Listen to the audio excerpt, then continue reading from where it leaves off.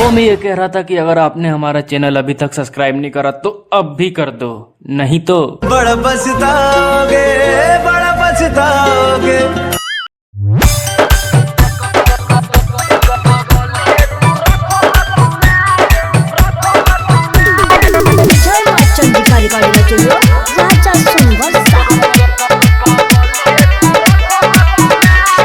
अभी आजकल सुनते हैं एंड मधुता की शानदार प्रस्तुति।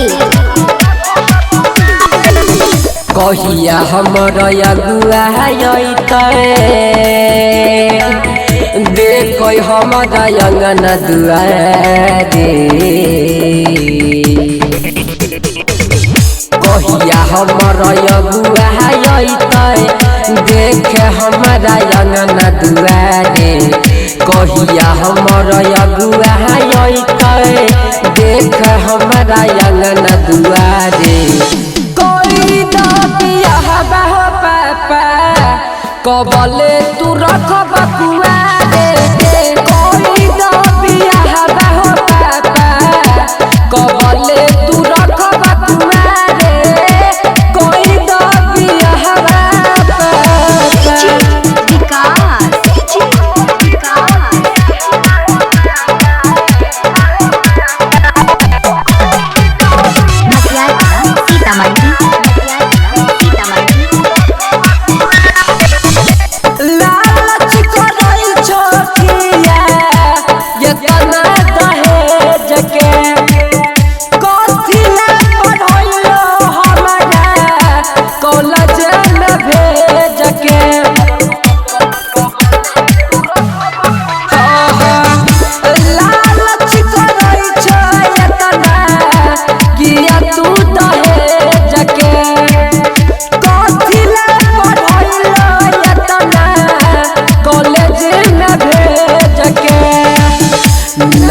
जदि मन हो पापा भाग जइब घर से बाहरे, नहीं जदि मन हो पापा भाग जइब घर से बाहरे।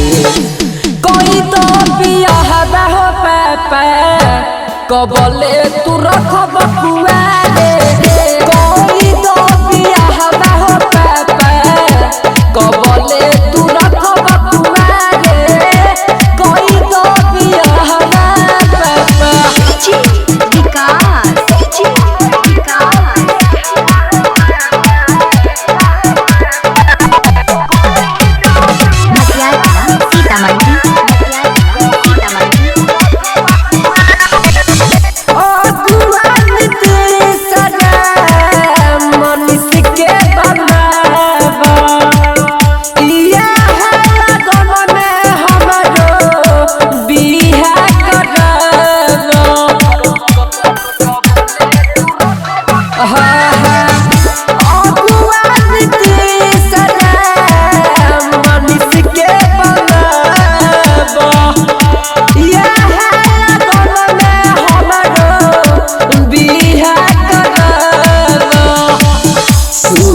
हिंदुस्तानी हो पापा जीतब के करा सहारे, सूरज हिंदुस्तानी हो पापा जीतब के करा सहारे।